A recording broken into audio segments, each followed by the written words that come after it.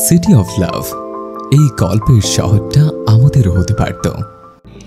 বলে উর্মি নিজের হাত দেখায়, বেশ কিছুটা ছাল উঠে গেছে। রওশন এটা দেখে খুব ঘাবড়ে যায়। তাড়াতাড়ি পাশে থাকা শুকনো টাওয়াল দিয়ে উর্মির চুল মুছে দেয়। এরপর রুমে নিয়ে এসে সোফায় বসিয়ে দেয়। রওশন ক্যাবিনেট থেকে ফার্স্ট এইড বক্স বের করে উর্মির পাশে বসে। উর্মির পরনে এখনও কেবলমাত্র পিঙ্ক কালারের সেই টাওয়াল।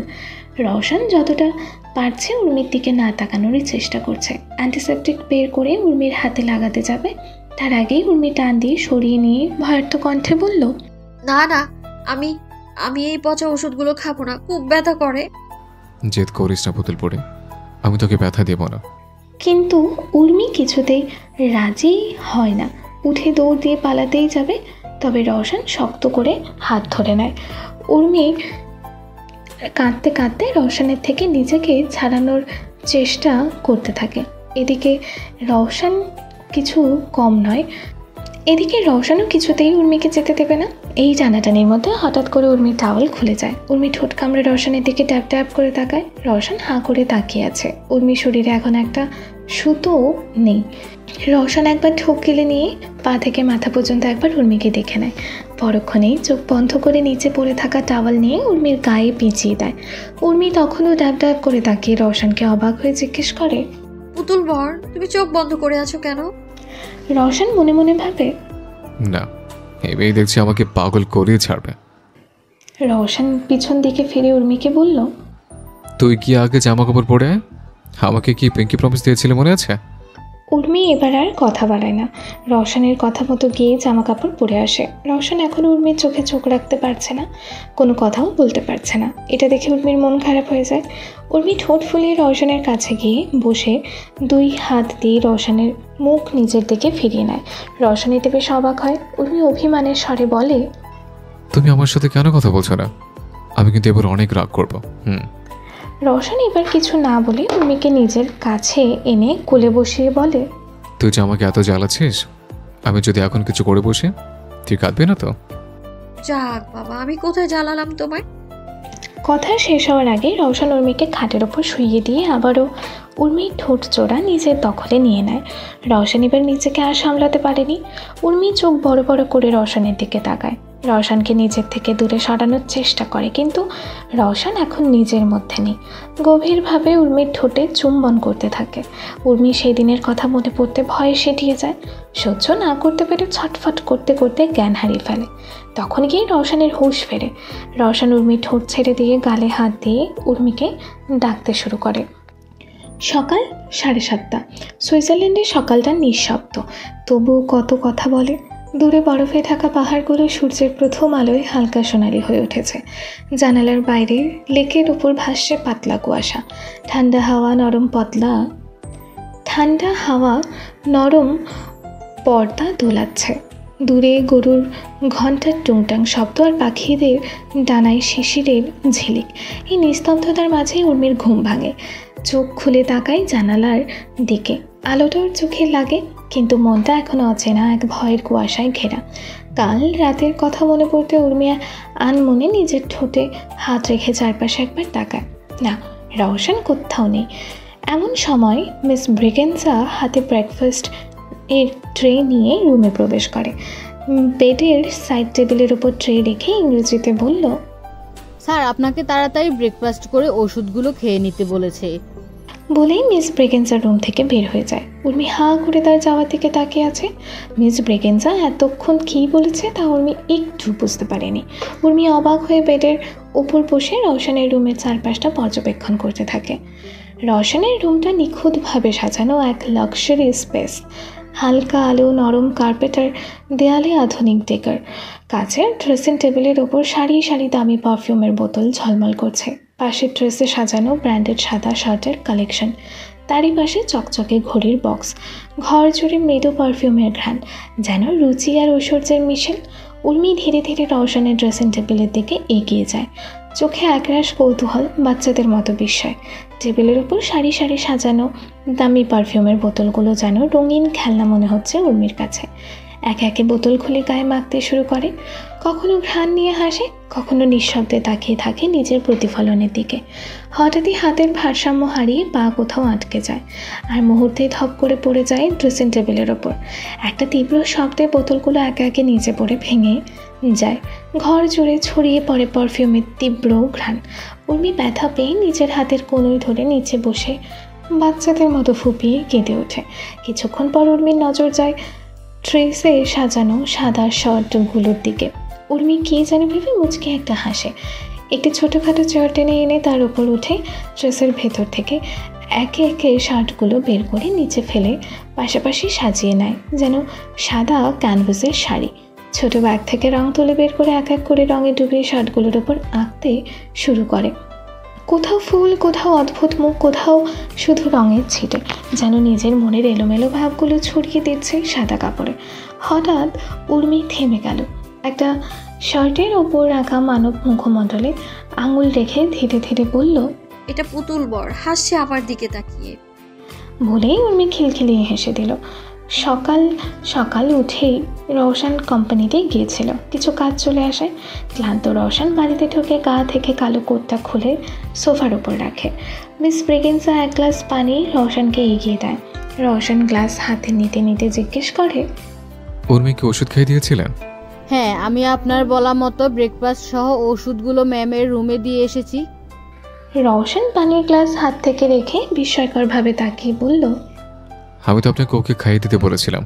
রওশনের কথায় মিস ব্রিগেন্সা একটু অবাক হয়। তার চোখে উর্মি যথেষ্ট বড়, এত বড় মেয়েকে সে কীভাবে খাইয়ে দেবে? যদি কিছু মনে করে। রওশন বিরক্তিতে কপালে হাত রেখে ভাবে, ওহ শিট, আমি তো মিস ব্রেকেন্সাকে উর্মির অসুস্থতার বিষয়ে কিছু বলিনি। রওশন আর কথা না বাড়িয়ে হন্তদন্ত হয়ে রুমের সামনে চলে আসে। রুমের সামনে আসতে পারফিউমের কড়া ঘ্রাণ রওশনের নাকে আছড়ে পড়ে। রওশন ভ্রুকুচকে রুমের আলগা দরজা খুলে ফেলে। ভেতরের দৃশ্য দেখে রওশনের চক্ষু চড়ক গাছ হয়ে যায়। রওশনের দামি দামি লাক্সারিয়াস পারফিউম, সানগ্লাস, ঘড়ির কালেকশনে থাকা সমস্ত ঘড়ি নিচে ভেঙে কড়াকড়ি খাচ্ছে। তার পাশে উর্মি বসে আনমনে রং তুলে দিয়ে সাদা শার্টগুলোর ওপর ড্রয়িং করতে ব্যস্ত। সব কিছু মিলিয়ে এখানে প্রায় $3 লাখ, অর্থাৎ বাংলাদেশি টাকায় 3.5 কোটি টাকার জিনিস ছিল, যা সব উর্মি এক নিমিষে শেষ করে দিয়েছে। রওশন স্তব্ধ হয়ে এক পা করে রুমে প্রবেশ করে মৃদু শক্ত কণ্ঠে বলল, উর্মি। রওশনের ডাকে উর্মি মাথা তুলে তাকায়। একগাল হাসি নিয়ে ফর্সা গাল রঙে ভর্তি হয়ে গেছে, জামা কাপড়ও মেখে গেছে রঙে। উর্মি উচ্ছ্বসিত স্বরে বলল, তুমি এসে গেছো পুতুল বর, দেখো আমি কত সুন্দর করে ড্রয়িং করেছি, তোমাকেও এঁকেছি আমি, দেখো দেখো, এটা তুমি আর পাশেরটা আমি। উর্মি আঙুল দিয়ে রওশনকে আঁকা ছবিগুলো দেখাতে থাকে খুশি মনে। তবে রওশনের চোয়াল রাগে শক্ত হয়ে যায়। শক্ত হাতে উর্মি হ্যাঁচকা টানে দাঁড় করে শক্ত করে উর্মির কাঁধ চেপে ধরে রাগী দৃষ্টিতে তাকায়। উর্মি এবার ভয়ে কান্না করে দিয়ে জিজ্ঞেস করে, কি হয়েছে পুতুল বর, তুমি এত রেগে আছো কেন? ছাড়ো আমাকে, লাগছে আমার।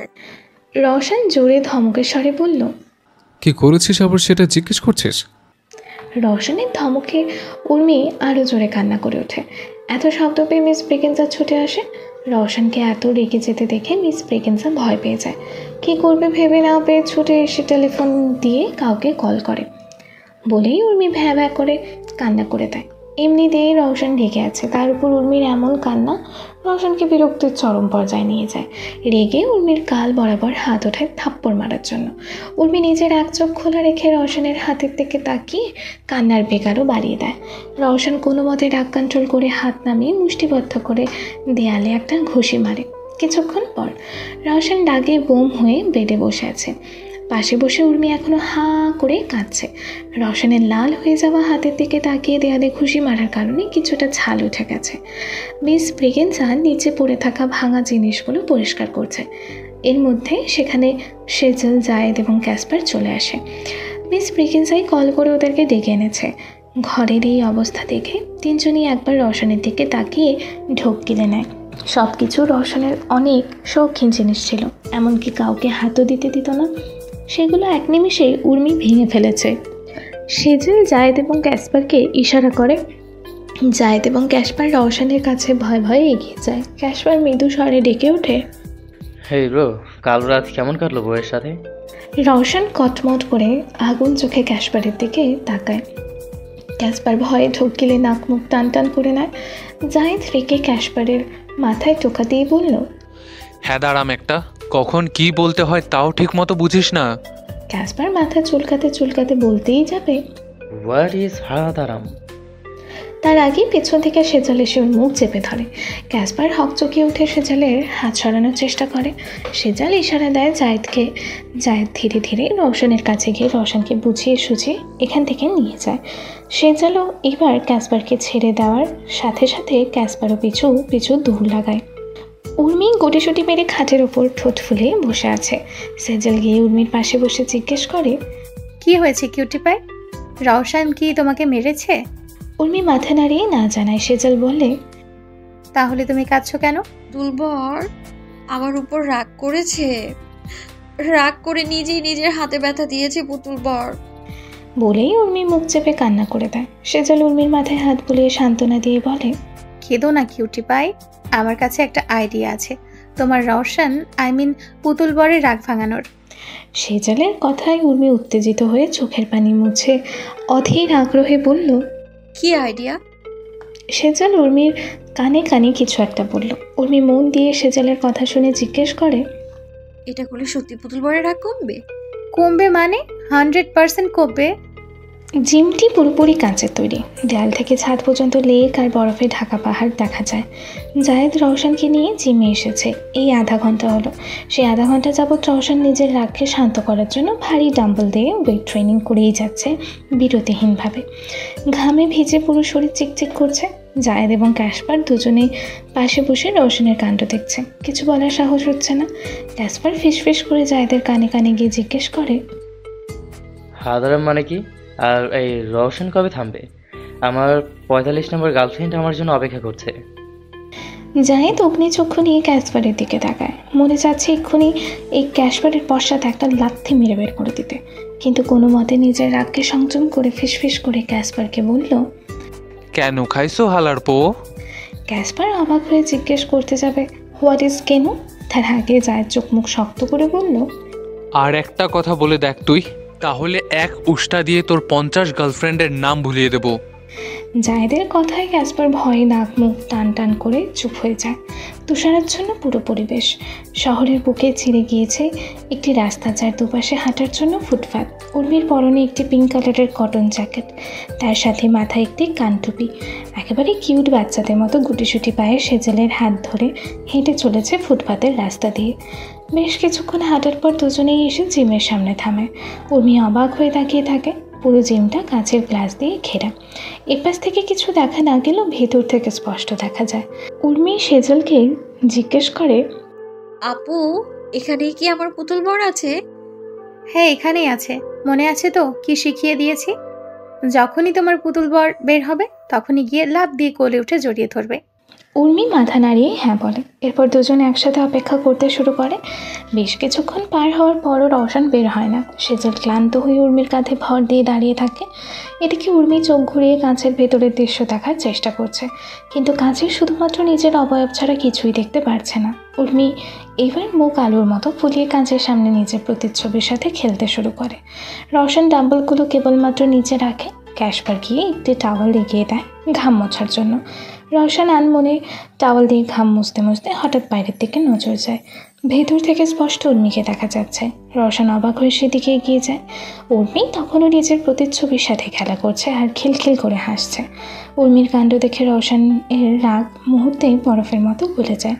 হাসি আটকে রাখতে না পেরে হেসে দেয়। এতক্ষণ রওশনের যে রাগ কেউ কমাতে পারেনি, সেই রাগ বউয়ের কিউটনেস দেখে এক মুহূর্তে শেষ। কিছুক্ষণ পর রওশন চোয়াল শক্ত করে বাইরে বেরিয়ে আসে। পেছন পেছন জায়েদ এবং ক্যাসপার রওশনকে বের হতে দেখে উর্মি সেজাল ছুটে আসে, কিন্তু রওশন কাউকে পাত্তা না দিয়ে চলে যায়। যা দেখে উর্মি আবারও ঠোঁট ফুলিয়ে নিঃশব্দে কেঁদে ওঠে। সেজাল উর্মিকে বলল, উর্মি চোখ মুছে একবার সেজালের দিকে তাকায়। এরপর গুটি গুটি পায়ে ছুটে রওশনের পিছনে যেতে শুরু করে। রওশন গাড়ির কাছে এসে দরজা খুলে ঢুকতেই যাবে, তখনই নজর যায় উর্মি এদিকেই ছুটে আসছে। রওশন কিছু বুঝে ওঠার আগে উর্মি এসে এক লাফ দিয়ে কোলে উঠে রওশনের গলা শক্তপোক্ত করে জড়িয়ে ধরে। রওশন হতবাক হয়ে উর্মির দিকে বড় বড় চোখ করে তাকায়। উর্মি রওশনের রাগ ভাঙাতে আলতো করে ঠোঁটে একটা চুমু দিয়ে ঠোঁট উল্টে বলল, প্লিজ আমার উপর আর রাগ করে থেকো না পুতুল বর, আমার খুব কষ্ট হয় তুমি রাগ করে থাকলে, সত্যি। রওশন এবার হেসে দিয়ে বলে, এভাবে তো রাগ কমবে না। তাহলে কি করলে কমবে? আমি তাই করব। রওশন বাঁকা হেসে বলল, বলছিস তো? পরে আবার কাঁদবি না তো? উর্মি মাথা নাড়িয়ে না বলল। রওশন সাথে সাথে উর্মির পিঠ গাড়ির সাথে ঠেকিয়ে দেয়। উর্মি নিজের চোখ বন্ধ করে ফেলে। রওশন ধীরে ধীরে এগিয়ে এসে উর্মির গলায় মুখ ডুবিয়ে দেয়। উর্মি কিছুই বলছে না, চুপ করে আছে। রওশন উর্মির সম্মতিতে যেন আরও উন্মাদ হয়ে ওঠে। উর্মির থুতনি আলতো করে ধরে উপরে তুলে ঠোঁটের দিকে এগিয়ে দিয়ে চুম্বন দিতেই যাবে, তখনই কারো পায়ের শব্দ পায়। গ্যারেজের দিকে হয়তো কেউ আসছে। রওশন বিরক্তিতে হাত মুঠো করে গাড়ির সাথে বাড়ি মারে। এরপর উর্মিকে কোল থেকে নিচে নামিয়ে বলল, পুতুল পড়ি, যা গাড়ির ভিতরে গিয়ে বস। উর্মি রওশনের কথায় চুপচাপ গাড়ির ভেতর বসে যায়। সেজল, জায়েদ এবং ক্যাসপার একে অপরের সাথে কথা বলতে বলতে এদিকেই এগিয়ে আসে। রওশন রাগী দৃষ্টিতে 3 নমুনার দিকে তাকায়। এদের জন্যই আজ এত বড় সুযোগটা হাতছাড়া হলো। সেজল জিজ্ঞেস করে, উর্মি কোথায়? রওশন সেজলের প্রশ্নের জবাব না দিয়ে গাড়িতে উঠে বসে। গাড়ি স্টার্ট দিতে যাবে তার আগেই 3 জন পেছনের দরজা খুলে গাড়িতে উঠে বসে। রওশন এবার দাঁতে দাঁত চেপে বলে ওঠে, তোরা কেন আমার গাড়িতে উঠলি? তোদের তো নিজস্ব গাড়ি আছে। রওশনের কড়া কথায় 3 জনেই দাঁত গেলেই হাসি দেয়। উর্মি পেছন দিকে ফিরে সেজলকে উদ্দেশ্য করে আহ্লাদি কণ্ঠে বলে, আপু জানো পুতুল বর আর আমার উপর রাগ করে নেই, আরও জানো পুতুল বরের রাগ কিভাবে ভাগিয়েছি। উর্মি আর কিছু বলতে যাবে তার আগে রওশন উর্মির মুখ চেপে ধরে। চোখ পাকিয়ে উর্মিকে চুপ থাকতে বলে। উর্মিও এতে চুপ হয়ে যায়। পেছন থেকে 3 নমুনাও ভয়ে কোনো কথা বলছে না। এখন একটা টাটু শব্দ করলেও রওশন ওদেরকে উষ্ঠা মেরে বের করে দেবে, সেটা খুব ভালো করে জানে তারা। বাংলাদেশ। সূর্য কেবল অস্ত গিয়েছে। চারিদিকে অন্ধকার নামার সাথে সাথে যেন আলমার জীবনেও অন্ধকার নেমে এসেছে। আয়নার সামনে বধূ সেজে বসে আছে আলমা। চোখ দিয়ে টপ টপ করে পানি পড়ছে। এমন সময় হাতে কিছু গয়না নিয়ে রুমে প্রবেশ করে আলমা বেগম আলো বেগম বলে ওঠে, এই দেখ মুখ পুরি, তোর হবু বর তোর জন্য গহনাও এনেছি, তারপরও তুই বিয়েতে কাঁদবি? আলমা তার ছেলের হাসি হেসে বলল, আমার জীবনের সবচেয়ে বড় ভুল কী ছিল জানো? এই পৃথিবীতে জন্মানো। তার থেকেই বড় ভুল ছিল তোমাদের মতো মানুষের ঘরে এসে পড়া।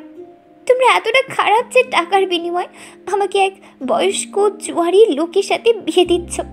ছি! আলমার কথায় আলো বেগমের কোনো ভ্রুক্ষেপ হয় না। মুখ বাঁকিয়ে বিদ্রুপ করে বলল, তোকে যে খাইয়ে পরিয়ে বাঁচিয়ে রেখেছি এটাই তো অনেক, আর কোনো তামাশা না। তোর বাবা বিয়ের সব বন্দোবস্ত করে ফেলেছে, কিছুক্ষণের মধ্যেই তোকে নিতে আসছি। বলেই আলো বেগম বেরিয়ে যায় রুমের দরজা বাইরে থেকে দিয়ে। ড্রয়িং রুমে বসে আছে আলমার বাবা আমজাদ সাহেব।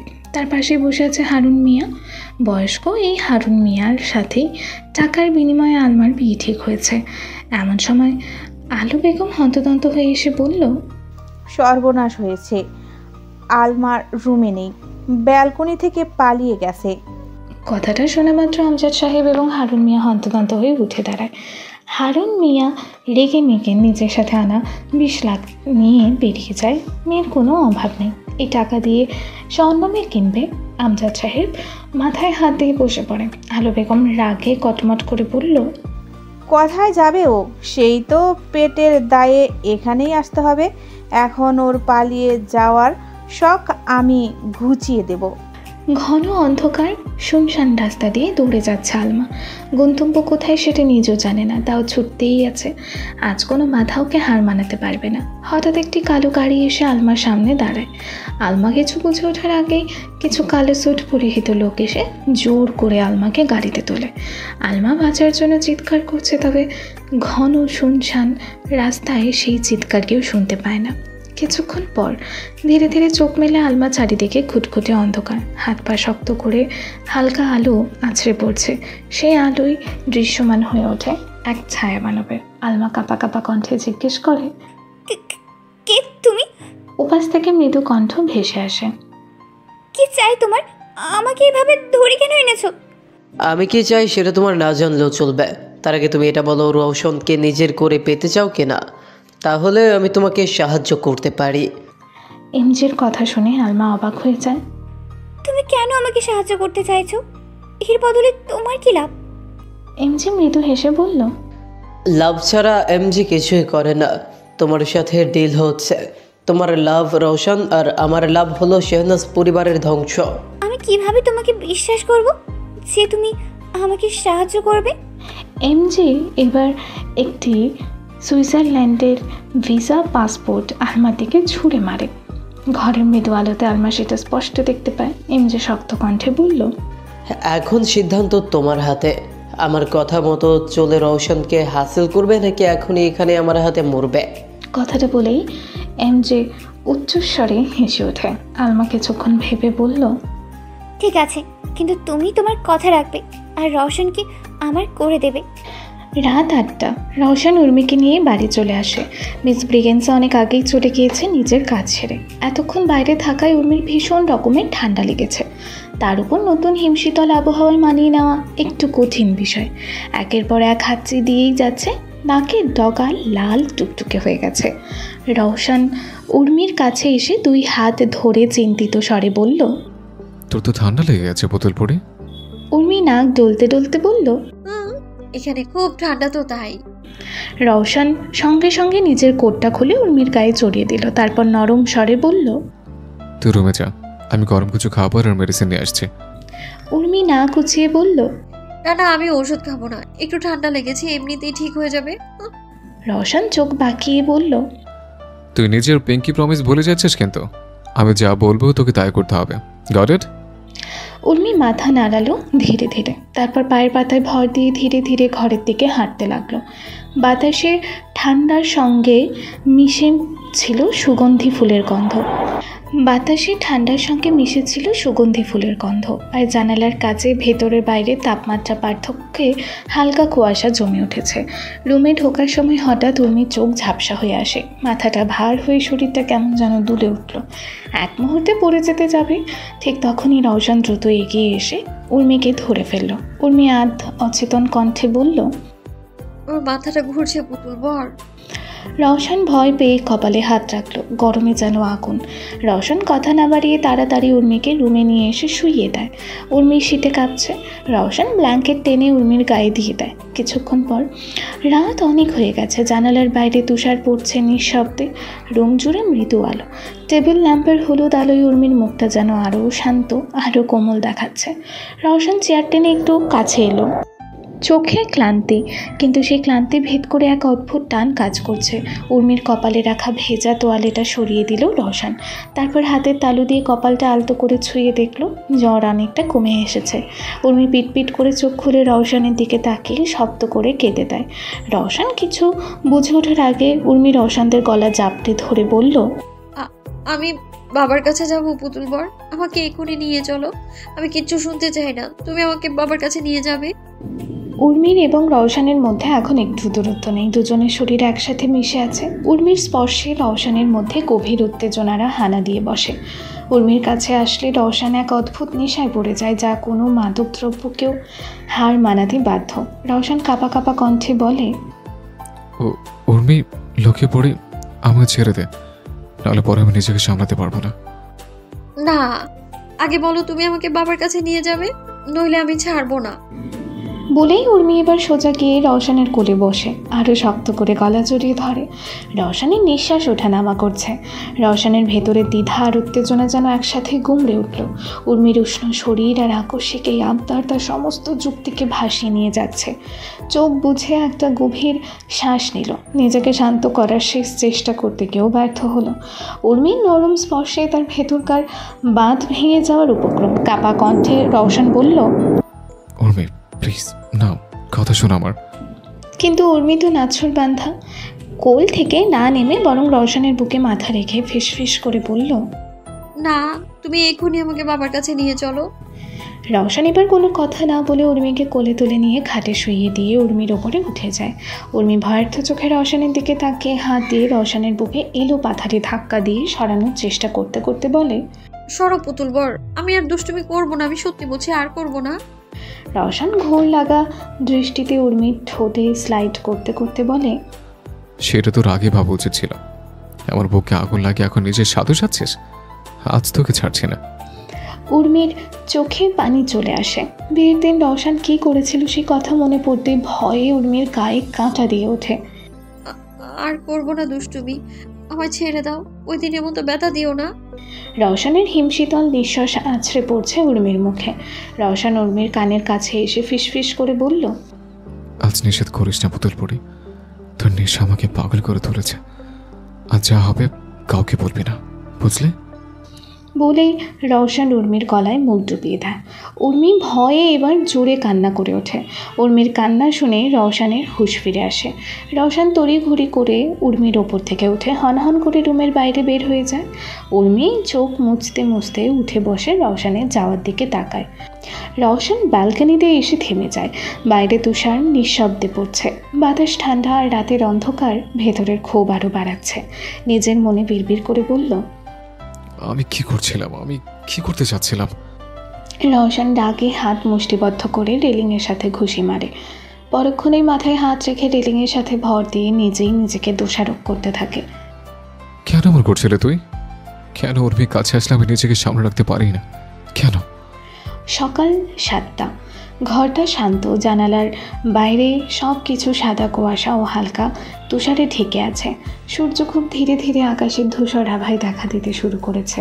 মৃদু আলো কাচের জানালার কুয়াশার সঙ্গে মিশে ঘরের ভেতর নরম সোনালি ছায়া ফেলছে। উর্মি চোখ ধীরে ধীরে খুলল। ঘুম এখনও তার ভেতরে রয়ে গেছে, কিন্তু নিঃশব্দ ঘর এবং তুষারের ঠান্ডা বাতাস এক ঝটকায় সরিয়ে দিল উর্মিকে ঘুমের স্বপ্নের মধ্যে থেকে। উর্মি কাঁধে ব্ল্যাঙ্কেট জড়িয়ে গুটিসুটি পায়ে উঠে ড্রয়িং রুমে চলে আসে। কিচেনে মিস ব্রিগেনজা কাজ করছে। উর্মিকে দেখে মুচকি হেসে বলল, গুড মর্নিং। উর্মি মিস ব্রিগেনজার কথায় কোনো উত্তর না দিয়ে ফ্যাল করে তাকিয়ে থাকে কিছুক্ষণ। এরপর পুরো বাড়ি ঘুরে দেখে রওশন কোথাও নেই। উর্মির মন খারাপ হয়ে যায়। উর্মি জানালার কাছে এসে ঠান্ডা কাঁচ স্পর্শ করে। বাইরে কুয়াশা, গাছের ডাল আর ধীরে ধীরে ফিসফিস করে পড়ছে তুষার। মনে হলো রওশন হয়তো কাল রাতে রেগে চলে গেছে। চোখে পানি জমতে লাগলো। উর্মি চুপচাপ কুঁকড়ে বসে বাচ্চাদের মতো কাঁদতে লাগলো। কান্নার শব্দ ঘর ভরে না, কিন্তু তার মন ভেঙে ভেঙে উঠছে। বাইরের শান্ত কুয়াশা যেন তার একাকিত্বকে আরও গভীর করে দিচ্ছে। উর্মি কাঁদতে কাঁদতে ফিসফিস করে বলল, নিশ্চয়ই পুতুল বর আবারও রাগ করেছে আমার উপর।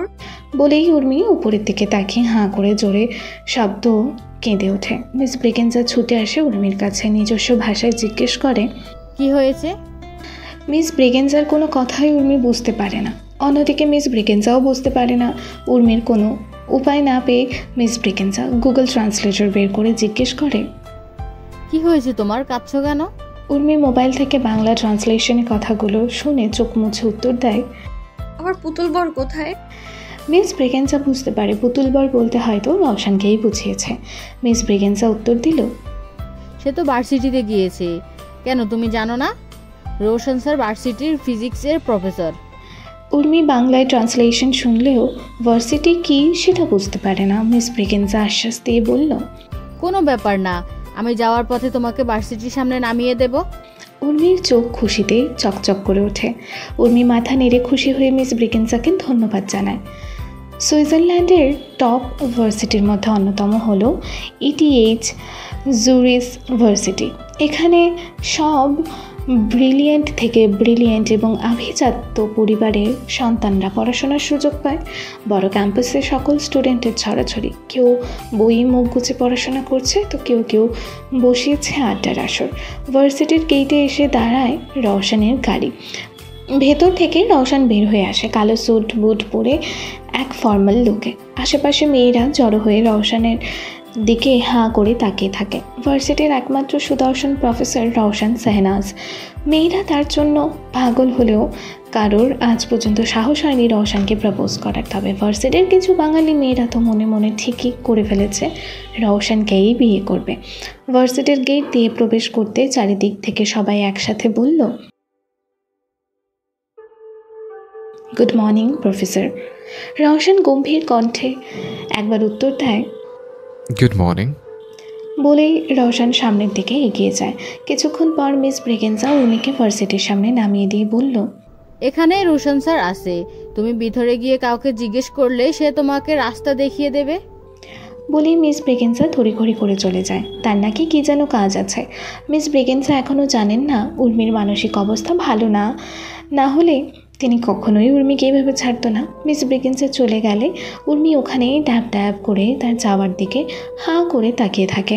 এরপর গুটিসুটি পায়ে ভার্সিটির ভেতরে ঢুকে যায়।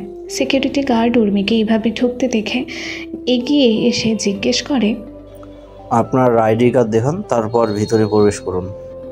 উর্মি অচেনা লোক দেখে ঘাবড়ে গিয়ে বলল, আমার পুতুল বর কোথায়? আমি পুতুল বরের কাছে যাব।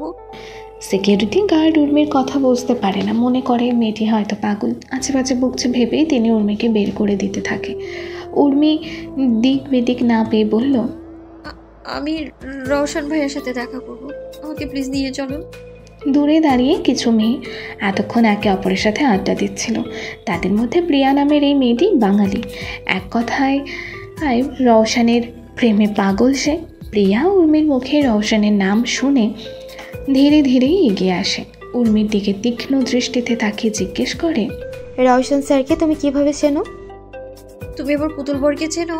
আমাকে নিয়ে চলো না প্লিজ, এই পচা আঙ্কেল আমাকে বের করে দিচ্ছে। উর্মি চোখে এক আকাশ পরিমাণ আশা নিয়ে প্রিয়াকে উদ্দেশ্য করে কথাগুলো বলল।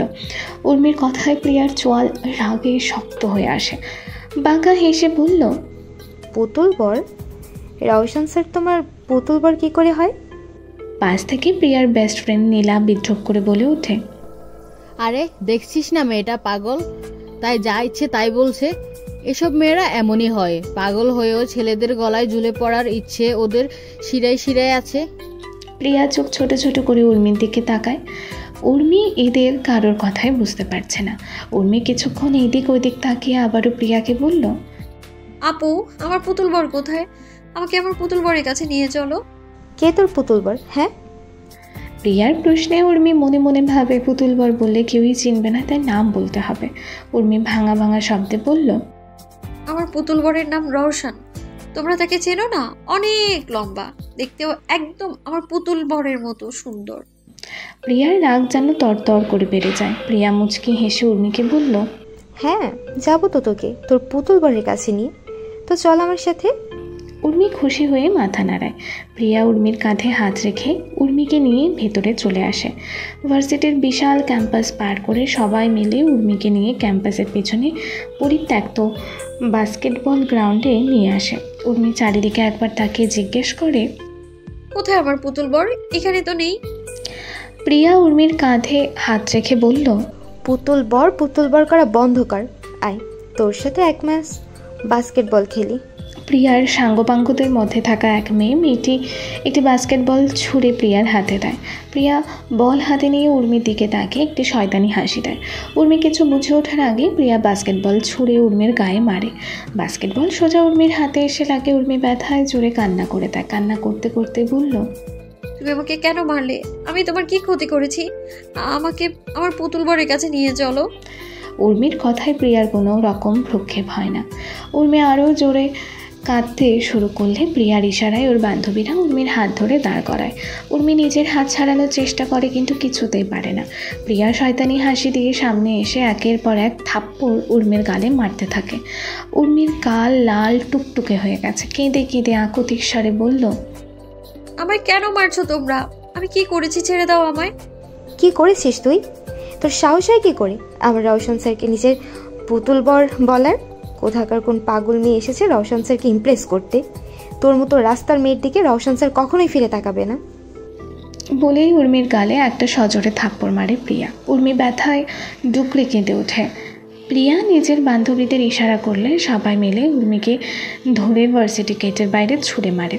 উর্মি পড়ে গিয়ে হাতে কনুয়ে ভীষণ রকমের ব্যথা পেয়ে আরও জোরে জোরে কাঁদতে থাকে। এখন গেটের আশেপাশে কেউ নেই, শুধুমাত্র সিকিউরিটি গার্ড ছাড়া। ভদ্রলোক উর্মির এই অবস্থা দেখে ছুটে এসে নিজ ভাষায় বলল, আমি আপনাকে আগেই নিষেধ করতে চেয়েছিলাম। যখন রওশন স্যার এর নাম আপনার মুখে শুনেছি, তখন চেয়েছিলাম আপনাকে নিয়ে যেতে তার কাছে। তবে তা হওয়ার আগেই আপনি ওই মেয়েগুলোর নজরে পড়েছেন। আচ্ছা, আপনি একটু অপেক্ষা করুন, আমি রওশন স্যারকে এক্ষুনি ডেকে আনছি। কথাগুলো এক নিঃশ্বাসে বলে লোকটি ভেতরে চলে যায়। উর্মি তার যাওয়ার দিকে তাকিয়ে থাকে পানি ভরা চোখ নিয়ে। সিকিউরিটি গার্ড এতক্ষণ কি বলেছে উর্মি তা একটুও বুঝতে পারেনি। উর্মি এবার চোখ মুছে উঠে দাঁড়ায়, বিশাল ভার্সিটির দিকে তাকিয়ে মুখ ভেঙচি কেটে বলল, পচা স্কুল, যেমন এখানকার লোকগুলো পচা তেমন স্কুলটাও পচা, আর আসবো না আমি এখানে। বলেই উর্মি দৌড়ে দিয়ে চলে যায় সেখান থেকে। দৌড়ে দৌড়ে মেইন রাস্তায় চলে আসে। চারপাশে এত গাড়ি ঘোড়া দেখে উর্মি ভয় পেয়ে যায়। দিক বেদিক হয়ে রাস্তার মাঝে চলে আসে। আশেপাশের গাড়ির ড্রাইভাররা জোরে হর্ন বাজাতে বাজাতে ইংরেজিতে উর্মিকে কথা শোনাতে শুরু করে। উর্মি তার একটি শব্দ বুঝতে পারে না। তার উপর এত লোক, এত গাড়ি, এত শব্দের জন্য ট্রমাটাইজ হয়ে কান দুটো হাত দিয়ে চেপে রাস্তার মাঝে বসে কাঁদতে শুরু করে। সিকিউরিটি গার্ডের কথা শুনে রওশন বুঝতে পারে হয়তো উর্মি এসেছে। রওশন চিন্তিত হয়ে তড়িঘড়ি করে সিকিউরিটি গার্ডের সাথে গেটে চলে আসে, কিন্তু সেখানে উর্মি নেই। চারিদিক তাকিয়েও রওশন উর্মিকে দেখতে পায় না, পায় শুধু নিচে পড়ে থাকা উর্মির পুতুল। সিকিউরিটি গার্ড রওশনকে বলল, স্যার, মেয়েটা এখনই এখানেই ছিল, এখানে বসে কাঁদছিল। বললাম এখানে অপেক্ষাতে, হয়তো এই মেয়েগুলো আবার মেয়েটাকে নিয়ে গেছে বলি করার জন্য। কথাটা শুনতেই রওশন স্তব্ধ হয়ে যায়। সিকিউরিটি গার্ডের কলার চেপে জিজ্ঞেস করে, কোন মেয়েগুলোর কথা বলছেন আপনি? আর আবারও বলি করতে নিয়ে গেছে মানে? সিকিউরিটি গার্ড একটু ইতস্তত বোধ করে সবকিছু রওশনকে খুলে বলে।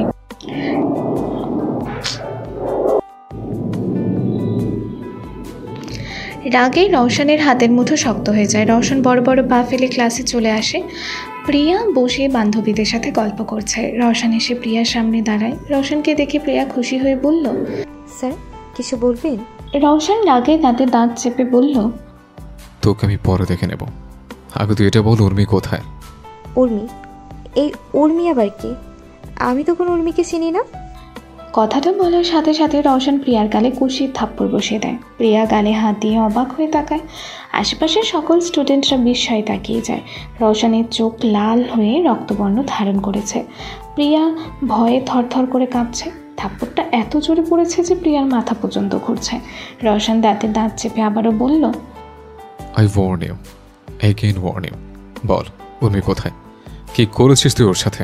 প্রিয়া কাঁপা কাঁপা কণ্ঠে বলল, আমি সত্যি বলছি স্যার, আমি জানতাম ওই মেয়েটা সত্যি আপনার আত্মীয় হয়, আর এখন মেয়েটা কোথায় সেটা আমি জানি না। কথাটা শোনা মাত্র রওশন নিজের রাগ সামলে রাখতে না পেরে প্রিয়াকে মারতে চায়। তবে সিকিউরিটি গার্ড এসে রওশনকে কোনো মতে আটকে বলল, স্যার, এখন এসবের সময় নেই, আপনি মেয়েটাকে আগে খুঁজে বের করুন, না জানি কোথায় আছে। কথাটা শুনে রওশন শান্ত হয়ে যায়। প্রিয়াকে উদ্দেশ্য করে বলল, আমি তোকে পরে দেখে নেব, তুই কি করে ভার্সিটিতে টিকে থাকিস তা আমি দেখে নেব।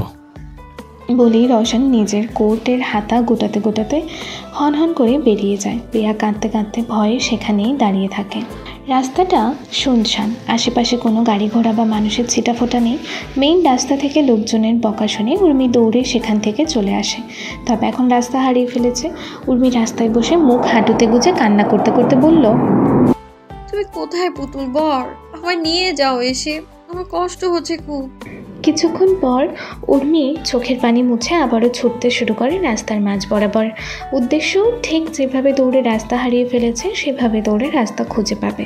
উর্মির অবুঝ মাথায় এই বুদ্ধিটাই খেলেছে। হঠাৎ শুনশান রাস্তার বুক চিরে একটি গাড়ি হাই স্পিডে আসতে থাকে।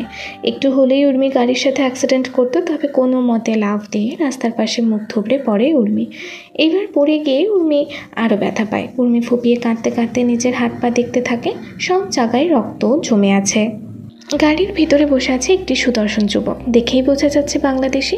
গাড়ির ভিতরে বসে থাকা ছেলেটি বিরক্ত হয়ে নিজের বিফক্রেস থেকে কিছু টাকা নিয়ে বের করে। বিদেশের রাস্তায় একটি কমন বিষয় গাড়ির সামনে এসে অ্যাক্সিডেন্টের অভিনয় করে টাকা দাবি করা। ছেলেটি মনে করে এই মেয়েটিও টাকা দাবি করতেই এগুলো করেছে, তাই টাকাগুলো উর্মির দিকে ছুঁড়ে মারে। হঠাৎ নিজের পাশে এতগুলো টাকা পড়তে দেখে উর্মি অবাক হয়ে যায়। মাথা নিচু করে এক এক করে টাকাগুলো সুন্দর করে গুছিয়ে নিয়ে গুটিসুটি পায়ে ছেলেটির দিকে এগিয়ে আসে। উর্মি অচেনা লোক দেখে বেশ ভয় পাচ্ছে।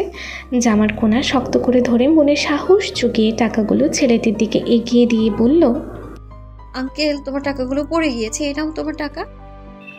ছেলেটি এতক্ষণ সানগ্লাস পরে গাড়িতে হেলান দিয়ে অন্যদিকে মুখ করেছিল, কিন্তু উর্মির মুখে আঙ্কেল ডাক শুনে ছেলেটি নাক মুখ কুচকে উর্মির দিকে তাকিয়ে থ হয়ে যায়। উর্মি ডাকর ডাকর চোখ নিয়ে তাকিয়ে আছে ছেলেটির দিকে, চোখে পানি টলমল করছে। ছেলেটি উর্মির দিকে তাকিয়ে একটি ঢোক গিলে শক্ত গলায় জিজ্ঞেস করে, ইউ স্টুপিড গার্ল, কোন দিক থেকে আমাকে আঙ্কেল মনে হয় তোমার?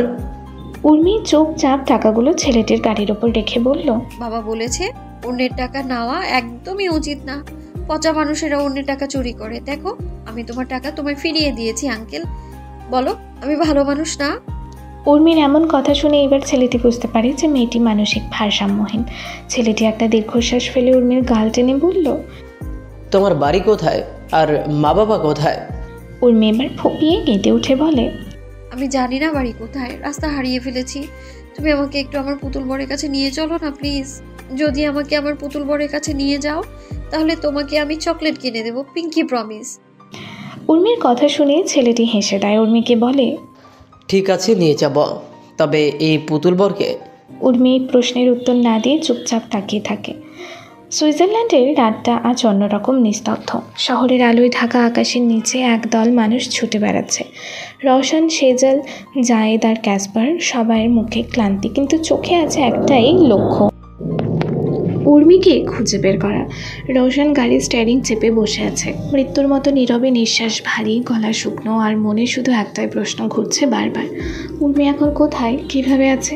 সেজল পাশে বসে শান্তভাবে বলল, রওশন, আমাদের পুলিশের সাহায্য নেওয়া উচিত। এখন সময় নষ্ট করলে বিপদ হতে পারে। রওশন ঠোঁট কামড়ে বলল, সব কিছুর জন্য আমি দায়ী। আমি নিজের দায়িত্ব ঠিকভাবে পালন করতে পারিনি। উর্মির যদি আজ কিছু হয়েছে আমি বাঁচবো না। গাড়ির পেছনে জায়েদ চুপচাপ বসে আছে, গলায় রাগ মেশানো গাম্ভীর্য। ভাই, এইভাবে নিজেকে দোষ দিস না। উর্মি হারিয়ে গেছে, এটা আমাদের সবার দোষ। এখন এসব বলে লাভ নেই, আর সময়ও নেই। আমাদেরকে উর্মিকে খুঁজতে হবে। রওশন সঙ্গে সঙ্গে গাড়ি ঘুরিয়ে নেয়। রাস্তার আলোয় তার চোখ ঝলসে ওঠে, যেন সেখানে আগুন জ্বলছে। সেজল এবার নরম গলায় বলল, রওশন, কাম ডাউন, ওকে আমরা খুঁজে পাবো, কিন্তু তুই ভেঙে পড়লে কি করে চলবে? রওশন মাথা নিচু করে বলল, ও একা আছে, ভয় পেয়েছে, ঠান্ডায় কাঁপছে হয়তো। আমার উর্মি কাটলে আমার বুকে অসহ্য যন্ত্রণা হয়, আমি সহ্য করতে পারছি না আর। হঠাৎ রওশনের চোখে জল চলে আসে, মুখ ফিরিয়ে নেয় যাতে কেউ না দেখে। গাড়ির জানালায় প্রতিফলিত হয় রওশনের মুখ, ক্লান্ত, ব্যথিত, আর ভেতরে হাজারো অপরাধবোধে জর্জরিত এক মানুষ। রওশন কিচ্ছু বলে না, শুধু ঠান্ডা বাতাসে তার নিঃশ্বাস মিশে যায়। গাড়ি হাইওয়ে ছাড়িয়ে পাহাড়ি রাস্তা ধরে এগিয়ে যায়। নিচে তুষারের চাদর, উপরে কালো আকাশে ভাসমান চাঁদ। রওশন বেপরোয়া হয়ে গাড়ি চালাচ্ছে, উদ্দেশ্য পুলিশ স্টেশন যাওয়া। রাত 11:30, সুইজারল্যান্ড, জেনেভা পুলিশ স্টেশন। বাইরে টানা তুষারপাত। রওশন ঠান্ডায় জমে যাওয়া হাত দুটো কোটের ভেতর ঢুকিয়ে গাড়ি থেকে বের হয়। এরপর 4 জন মিলে একসাথে পুলিশ স্টেশনে ঢোকে। পুলিশ স্টেশনে ঢুকতেই রওশন অবাক হয়ে যায়। কিছু বুঝে ওঠার আগে উর্মি এসে রওশনের কোলে ঝাঁপিয়ে পড়ে। উর্মিকে পেয়ে রওশনের দেহে যেন প্রাণ ফিরে আসে। উর্মি শক্ত করে রওশনের গলা জড়িয়ে কান্না করে মৃদু স্বরে বলল, তুমি কোথায় ছিলে পুতুল বর? জানো, এই পচা আপুগুলো আমাকে অনেক মেরেছে, অনেক পচা পচা কথা বলেছে। চিন্তা করিস না পুতুল পড়ে, আমি এসে গেছি। এখন কেউ তোকে আঘাত করার সাহস দেখালো, আমি তাকে পৃথিবী থেকে আউট করে দেব।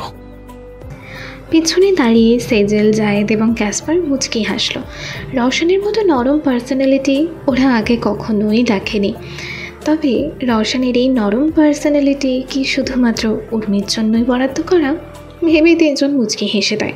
পুলিশ স্টেশনে চারিদিকটা চুপচাপ। রওশন উর্মিকে এখনও চাপটে ধরে জড়িয়ে আছে, যেন ছেড়ে দিলেই উর্মিকে কেউ আলাদা করে দেবে। সামনে দাঁড়িয়ে তীক্ষ্ণ দৃষ্টিতে তাকিয়ে আছে এক ছেলে। ছেলেটি ধীরে ধীরে এগিয়ে আসে। রওশন কিছুটা অবাক হয়ে তাকায়। উর্মি রওশনের দিকে তাকিয়ে বলে, পুতুল বর, এই আঙ্কেলটাই আমাকে পুলিশ রাস্তা চিনিয়ে নিয়ে এসেছে। জানো, আমি রাস্তা হারিয়ে ফেলেছিলাম। রওশন এবার হাসি মুখে ছেলেটির দিকে তাকিয়ে কৃতজ্ঞতা প্রকাশ করে। ছেলেটি এখনও তীক্ষ্ণ দৃষ্টি নিয়ে রওশনকে পর্যবেক্ষণ করছে। হাত এগিয়ে হ্যান্ডশেকের ভঙ্গিতে বলল, মুরাদ জান আমার নাম, তবে আপনি আমাকে এমজি বলেই ডাকতে পারেন। রওশনও এবার হাতে গিয়ে হ্যান্ডশেক করে বলল, রওশন শেহনাজ, আপনি আমাকে রওশন বলেই রাখতে পারেন। আর ধন্যবাদ উর্মিকে বাঁচানোর জন্য। ধন্যবাদ দেওয়ার কি আছে, এটা তো আমার কর্তব্য ছিল। আর এতটুকুতেই আপনি এত ভেঙে পড়লে চলবে? সামনে হয়তো আরও বড় কিছু অপেক্ষা করছে। কথাগুলো রহস্যময় হাসি হেসে বলল এমজে। রওশন চোখ ছোট ছোট করে অবাক হয়ে বলল, মানে আপনি কি বলতে চাইছেন? না তেমন কিছু না, আমি তো জাস্ট ফান করছিলাম, আপনি তো সিরিয়াসলি নিয়ে নিলেন। বলেই এমজে উর্মির গালের দিকে হাত বাড়ায়, উদ্দেশ্য উর্মির গাল টেনে আদর করবে। কিন্তু তার আগেই রওশন উর্মিকে হাঁচকা টান দিয়ে নিজের পেছনে নিয়ে যায়, দাঁতে দাঁত চেপে বলে, আমার ওয়াইফকে কেউ টাচ করুক সেটা আমার একদমই পছন্দ না। ওয়াইফ? এইটুকু মেয়ে আপনার ওয়াইফ? হ্যাঁ, any problem? No no no problem, আমি তো জাস্ট এমনি জিজ্ঞেস করছিলাম। রওশনের কাছে এমজির ব্যবহার ঠিক লাগছে না, বিশেষ করে উর্মির গাল ধরে টানতে যাওয়ায় রওশনের খুব রাগ হচ্ছে। রওশনের এক মুহূর্ত দেরি না করে উর্মিকে নিয়ে বেরিয়ে যায়। পেছন পেছন জায়েদ এবং ক্যাসপার যেতে গিয়েও থেমে যায়। এটা দেখে যে সেজল এখনও একইভাবে দাঁড়িয়ে হাঁ করে এমজির দিকে তাকিয়ে আছে। সেজলকে এইভাবে তাকিয়ে থাকতে দেখে জায়েদ বেশ কিছুটা অবাক হয়ে সামনে তাকালে এমজিকে দেখে জায়েদ থ হয়ে যায়। ক্যাসপার হাঁ করে একবার এমজিকে দেখছে তো একবার সেজলকে দেখছে। এমজি রওশনের যাওয়ার দিকে তাকিয়ে বাঁকা হাসে। তখনই নজরে আসে সেজল ওর দিকে তাকিয়ে আছে। এমজি সেজলের দিকে তাকিয়ে একটা মুচকি হাসি দিয়ে এক পা করে এগোতে থাকে। সেজল অবাক হয়ে যায়, সাথে খুশিও হয়, কারণ প্রথম দেখায় এমজিকে সেজলের মনে ধরেছে। এমজি সেজলের সামনে এসে দাঁড়ালে জায়েদ রাগে কটমট করে সেজলকে টেনে নিজের পিছনে লুকিয়ে ফেলে। এরপর অগ্নিচক্ষু নিয়ে এমজির দিকে তাকায়। এমজি একটা বিদ্রুপ হাসি দিয়ে বলল, ও এখানে দেখছি সবাই অনেক পসেসিভ পার্টনার, সবাই আমাকে নিয়ে জেলাস হচ্ছে। I like it. ফালতু কথা বলা বন্ধ করুন, বুঝলেন? বাইরের মানুষ বাইরের মানুষের মতোই থাকুন। জায়েদ, তুই এভাবে কেন কথা বলছিস ওনার সাথে?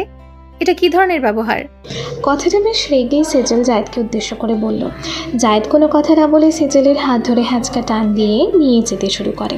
সেজল পেছনে ফিরে এমজির দিকে তাকায়। এমজি সেজলকে উদ্দেশ্য করে মুচকি হাসে। ক্যাসপার এবার মুখ ভেঙচি দিয়ে এমজিকে উদ্দেশ্য করে বলল, ইউ মাথা মোটা হাতারাম গবার ভর্তি, আমার বান্ধবী ললিতার থেকে ডিস্টেন্স মেনটেন করে চলবে। বলেই মুখ বাঁকিয়ে সেখান থেকে চলে যায়। এমজি ওখানে দাঁড়িয়ে সবার যাওয়ার দিকে তাকিয়ে থাকে। মনে মনে ভাবল, খেলা তো সবে জমে উঠেছে, এখনো অনেক কিছু বাকি। পুরো শেহনাজ পরিবারকে খান্তরা করে আমি ছাড়বো না। রাত 12:30। রওশন উর্মিকে নিয়ে বাড়ি পৌঁছে উর্মির হাতে পায়ে ওষুধ লাগিয়ে দিতে থাকে। উর্মি ফুপিয়ে ফুপিয়ে কাঁদতে কাঁদতে বলল, ওই পচা আপুগুলো সব করেছে। রওশন উর্মির ব্যথা জায়গায় ফু দিয়ে দেয়। রওশনের বুকটা যেন হাহাকার করছে এই আঘাতগুলো দেখে। তার সাথে রাগও হচ্ছে। কাল ভার্সিটিতে গিয়ে প্রিয়াসহ বাকিদের ব্যবস্থা করবে। উর্মি রওশনকে জিজ্ঞেস করে, আচ্ছা পুতুল বর, তুমি ওই আঙ্কেলকে এভাবে বকা কেন দিলে? ওই আঙ্কেল তো ভালো মানুষ। এমজির কথা মনে পড়তেই রওশনের রাগ যেন মাথায় চেপে বসে। রওশন রাগ সংযত করে উর্মিকে উদ্দেশ্য করে মৃদু স্বরে বলল, ওই আঙ্কেলের সাথে তুই আর কথা বলবি না। ওই আঙ্কেল ভালো না, পচা, বুঝলি? কেন, কি পচা কাজ করেছে ওই আঙ্কেলটা? উর্মির প্রশ্নে রওশন কি বলবে ভেবে পায় না। কিছুক্ষণ ভেবে বলে ওঠে, ওই আঙ্কেল পচা কারণ আঙ্কেলটা আমার থেকে তোকে আলাদা করতে চায়, তোকে আমার থেকে কেড়ে নিতে চায়। উর্মির মুখের ভাবভঙ্গি মুহূর্তে পরিবর্তন হয়ে যায়। উর্মির মুখে রাগে শক্ত হয়ে আসে। দাঁতে দাঁত চেপে বলে, তাহলে ওই আঙ্কেলকে আমি প্রাণে মেরে দেব। তোমাকে আমার কাছ থেকে যে আলাদা করতে চাইবে তাকেই আমি শেষ করে দেব। রওশন কিছুটা অবাক হয়ে উর্মির দিকে তাকায়। উর্মির এমন রূপ রওশন এই প্রথমবার দেখছে। পরক্ষণে রওশন হেসে উর্মিকে বলল, পাগলি একটা, চিন্তা করিস না, তোকে আমার থেকে কেউ আলাদা করতে পারবে না। এখন তাড়াতাড়ি ঘুমিয়ে যা, কাল তোকে ডক্টরের কাছে যেতে হবে। বলেই রওশন উঠে চলে যাওয়ার জন্য পা বাড়ায়। তবে পিছন থেকে উর্মি এসে রওশনকে শক্ত করে জড়িয়ে ধরে। রওশন কিছুটা অবাক হয়ে যায়। উর্মি মৃদুস্বরে বলল, পুতুল বর, আজকে আমার সাথে থেকে যাও না, আমার অনেক ভয় করছে। রওশন উর্মির হাত ছাড়িয়ে মৃদু হেসে উর্মির দিকে তাকিয়ে কিছু বলতে যাবে, তার আগেই উর্মি নিজের 2 পা উঁচু করে রওশনের গলা জড়িয়ে ঠোঁটে চুম্বন করে বলে, এবার তুমি আমার সাথে থাকবে তো? রওশন বিস্ময়ে হাত বাড়িয়ে নিয়ে নিজের ঠোঁটে স্পর্শ করে উর্মির দিকে তাকায়। উর্মি মুচকি হেসে দাঁড়িয়ে রওশন এক টানে উর্মিকে নিজের সাথে মিশিয়ে নেয়। উর্মির মুখে ভরা চুলগুলো রওশন হাত দিয়ে আলগোছে সরিয়ে দিয়ে ফিসফিস করে বলল, বোতল পড়ে আর একটা কিস দেবে? উর্মির সম্মতি পেতে রওশন অন্য কোনো কিছু না ভেবে উর্মিকে পাশের দেয়ালের সাথে চেপে ধরে ঠোঁটে ঠোঁট মিশিয়ে দেয়। রওশন গভীরভাবে উর্মিকে চুম্বন করতে থাকে। উর্মিও চুপচাপ রওশনের কাছে সায় দেয়। রওশন পাগলের মতো উর্মির ঠোঁটে গাঢ়ভাবে চুমু খেতে শুরু করে। পুরো রুম নিস্তব্ধ, শোনা যাচ্ছে শুধু দুজনের ভারী নিঃশ্বাসের শব্দ। রওশন ধীরে ধীরে উর্মির কোমর দুই হাত দিয়ে ধরে উঁচু করে গলায় মুখ ডুবিয়ে দেয়। রওশনের শীতল ছোঁয়া পেতে উর্মি কেঁপে ওঠে মুখ দিয়ে। সংবেদনশীল শব্দ বেরিয়ে আসে, তাতে যেন রওশনের উন্মাদনা আরও দ্বিগুণ বেড়ে যায়। উর্মি সহ্য করতে না পেরে ধীর কণ্ঠে বলে, পুতুল বর, এবার থামো। আজ থামতে বলিস না পড়ে, আজ আমি তোকে খুব করে চাইছি, প্লিজ আমার বুক আগুন চলে এইভাবে আমাকে একা করে দিস না। কথাগুলো রওশন ফিসফিস করে উর্মির কানের কাছে গিয়ে বলে। কানের নরম লতিতে আলতো করে একটা বাইট করে। উর্মি চুপচাপ রওশনের উন্মাদনাকে সহ্য করছে। রওশন এবার উর্মির কোলে তুলে বিছানায় নিয়ে শুইয়ে দেয়। নিজের শার্টের বাটন একে একে খুলতে শুরু করে। ভয়ে উর্মি বড় সড়ো শ্বাস ফেলছে। শ্বাস ফেলার সাথে সাথে বুকের বক্ষ ভাঁজগুলো ওঠানামা করছে, যা দেখে রওশনের চোখে ফুটে ওঠে অস্থিরতা। মনে জেগে ওঠে আরও ভয়ানকভাবে কাছে পাওয়ার আকুলতা। রওশন বেসামাল হয়ে আবারও আঁকড়ে ধরে উর্মির ঠোঁট। ঠোঁট থেকে গলা, পুরো শরীর ছুঁয়ে দিতে থাকে নিজের ওষ্ঠজোড়া দিয়ে। উর্মির চোখ দিয়ে টপ টপ করে পানি পড়ছে। উর্মি আবারও বলল, উফ, এবার ছাড়ো পুতুল বর। রওশনের ভাবভঙ্গির কোনো পরিবর্তন হলো না। রওশন উন্মাদের মতো উর্মির গলা ঘাড়ে ভালোবাসার পরশ ছুঁয়ে দিচ্ছে। রওশন এইবার একটানে উর্মির পরনের জামা খুলে নেয়। উর্মি অবাক হয়ে বলল, পুতুল বর, এটা কি করলে তুমি? কোনো কথা না, আমি তোকে ব্যথা দেব না, তাই ভয় পাস না। উর্মির দেহের প্রতিটা অংশ এখন রওশনের কাছে দৃশ্যমান। উর্মির ফর্সা শরীর, পেট, নাভি দৃশ্যমান হয়ে উঠল সব কিছু। রওশন এবার আবারও উন্মাদ হয়ে উর্মির মধ্যে ডুবে যায়। উর্মির উন্মুক্ত বুকে মুখ ডুবিয়ে দিয়ে পাগলের মতো চুম্বন করতে থাকে। পুতুল বর, লাগছে, এবার থামো। রওশনের কণ্ঠে মিশে আছে এক গভীর উন্মাদনা, যা জানান দিচ্ছে আজ কেউই ওর থেকে উর্মিকে আলাদা করতে পারবে না। উর্মি এবার মুখ বুঝে দাঁত কামড়ে সব কিছু সহ্য করতে থাকে। তবে রওশনের উত্তেজনা যেন ধীরে ধীরে বেড়েই চলেছে। রওশন নিজের ভালোবাসার পরশে ছুঁয়ে দিচ্ছে উর্মির শরীরের প্রতিটা অংশ। উর্মি নিজের অজান্তেই মুখ দিয়ে সংবেদনশীল শব্দ করতে থাকে। পুরো রাত নিস্তব্ধ হয়ে যায়। রওশন এবার পুরোপুরি উর্মিকে নিজের করে নেয়। ভালোবাসার সাগরে ডুবে যায় দুজনেই। রাতের শেষ প্রহর পেরিয়ে সকাল যখন জানালার পর্দা ছুঁয়ে ঘরে ঢুকছে, তখনও রওশন বসে আছে উর্মির পাশে। চোখে নিদ্রাহীন ক্লান্তি, বুকের ভেতর যেন কোনো ভারী পাথর চেপে আছে। বিছানায় নিথর পড়ে আছে উর্মি, নিঃশ্বাস চলছে ধীরে ধীরে, কিন্তু মুখটা ফ্যাকাশে। চুলের গোছা কপালের ওপর পড়ে আছে। রওশন বারবার উর্মির মুখে হাত রাখছে, কোনো সাড়া পেলে যেন একটু স্বস্তি পায়, কিন্তু না, উর্মি তখনও জ্ঞান হারানো অবস্থায়। হঠাৎ বুকের ভেতরটা কেঁপে ওঠে রওশনের। ভয়, অনুশোচনা আর অপরাধ বোধ মিলেমিশে এক ভয়ঙ্কর অস্থিরতা তৈরি করেছে। কাপা হাতে ফোন তুলে নেয়, দ্রুত নাম্বার ডায়াল করে কল করে। একটা দীর্ঘশ্বাস ফেলে রওশন ফোনটা নামিয়ে রাখে। উর্মির পাশে গিয়ে বসে উর্মির খেয়াল রাখতে শুরু করে। দরজায় ঘন্টার শব্দে চমকে ওঠে রওশন। দ্রুত দরজা খুলে দেয়। সামনে দাঁড়িয়ে ডক্টর এলিনা রহমান, মাঝবয়সী এক নারী, চোখে ঠান্ডা দৃষ্টি, কিন্তু মুখে এক ধরনের সংযত কঠোরতা। রওশনই তাকে কল করেছিল। ভেতরে ঢুকে সরাসরি উর্মির পাশে গিয়ে বসে তিনি। পরীক্ষা করতে থাকে। কিছুক্ষণ পর ডক্টর এলিনা উর্মিকে কিছু ঔষধপত্র ও স্যালাইন দিয়ে রওশনের দিকে বেশ রাগী দৃষ্টিতে তাকিয়ে হন হন করে বেরিয়ে যায়। দরজা বন্ধ হওয়ার শব্দটা ঘরের নিস্তব্ধতার ভেতর গেঁথে থাকে। রওশন ধীরে ধীরে উর্মির পাশে এসে বসে। তার চোখে জল জমে গেছে। মৃদু স্বরে বলে ওঠে, পুতুল পড়ে আমি খুব পচা, তাই না? আমি তোকে কষ্ট দিতে চাইনি, বিশ্বাস কর। উর্মির মুখে তখনও ঘুমের ছায়া, ঠোঁটের কোণে হালকা কাঁপন। বাইরে জানালার কাচের তুষার জমেছে, টুপটাপ শব্দ, যেন প্রতিটি ফোঁটায় রওশনের অনুতাপ ঝরে পড়ছে। উর্মি হালকা করে নিঃশ্বাস ফেলে, চোখ একটু মেলে চারপাশটা দেখার চেষ্টা করে। শরীর এখনও দুর্বল, হাত পায়ে কমজোরি, কিন্তু চোখে ধীরে ধীরে জীবন ফিরে আসে। রওশন মনে মনে ভাবে, এখন হয়তো উর্মি ওকে দেখলে ভয় পাবে, তাই উর্মি যেন ভয় না পায় সেই জন্য রওশন কোনো কথা না বলে রুম থেকে বের হয়ে যায়। উর্মি পিটপিট করে চোখ মেলে রওশনের যাওয়ার দিকে তাকিয়ে থাকে। রওশনকে এভাবে যেতে দেখে উর্মি হাতে ভর দিয়ে উঠে বসে, আবারও ফুপিয়ে কেঁদে ওঠে। ফুপিয়ে কাঁদতে কাঁদতে বলল, পুতুল বর আবারও আমার উপর রাগ করেছে। এবার কিন্তু আমি তো পুতুল বরকে আটকাইনি, তাহলে রাগ কেন করলো? উর্মি নিজের চোখের পানি মুছে নেয়, রাগে কটমট করে ধীরে ধীরে বেড থেকে উঠে ওয়াশরুমে চলে যায়। কিছুক্ষণ পর রওশন আজ মিস ব্রিগেন্সাকে আসতে নিষেধ করেছে আর নিজেই উর্মির জন্য রান্না করেছে। তখন উর্মি গুটিসুটি পায়ে সেখানে আসে। রওশন এক নজর উর্মির দিকে তাকায়। উর্মি খুশি হয়ে মুচকি হাসে, তবে রওশন সাথে সাথে নিজের চোখ ফিরিয়ে নেয়। উর্মির দিকে তাকানো সাহস হচ্ছে না। রওশন মুখ গম্ভীর করে নিজের মতো করে রান্না করতে থাকে। এইবার এটা দেখে উর্মি মন খারাপ করে সোফায় বসে যায়। রওশনের দিকে এক নজর ফ্যাল করে তাকিয়ে থাকে, কিন্তু রওশন মন দিয়ে নিজের কাজ করেই যাচ্ছে, একবারও উর্মির দিকে তাকাচ্ছে না। উর্মি এবার হাঁ করে বাচ্চাদের মতো জোরে কান্না করে দেয়। হঠাৎ উর্মি কাঁদতে দেখে রওশন হকচকিয়ে ওঠে। কিছুটা বিস্ময়ের দৃষ্টিতে উর্মির দিকে এগিয়ে এসে আলতো করে থুতনি উঁচু করে জিজ্ঞেস করে, কি হচ্ছে পুতুল পড়ে, কাঁদছিস কেন?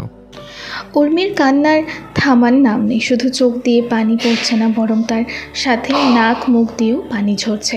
রওশন তাড়াতাড়ি একটি টাওয়াল এনে উর্মির নাক মুখ সুন্দর করে মুছে দেয়, তবে মুছেও লাভ হয় না। উর্মি যেন ইচ্ছে করে কান্না করে, আবারও নাক মুখ দিয়ে পানি ঝরাচ্ছে। রওশন এবার একটু বিরক্ত হয়ে বলল, কাঁদছিস কেন, কি হচ্ছে তোর?